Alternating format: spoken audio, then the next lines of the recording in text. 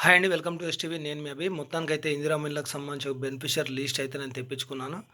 ఏదైతే జనవరి 20 తారీఖు నుంచి 24 తారీఖు వరకు ఏదైతే గ్రామ సభలు, వార్డు సభలు నిర్వహించారో, ఆ వార్డు సభలో ఏదైతే లిస్ట్ ఔట్ ఒకటి చేశారో, L1, L2కు సంబంధించి ఏదైతే లిస్ట్ బయట పెట్టారో, దానికి సంబంధించి ఒక లిస్ట్ అయితే చెప్పాను. ఎందుకంటే ఆల్రెడీ వాళ్ళకు సంబంధించి మంజూరు పత్రాలు కూడా ఈ త్వరలోనే పంపిణీ చేస్తామని చెప్పారంట.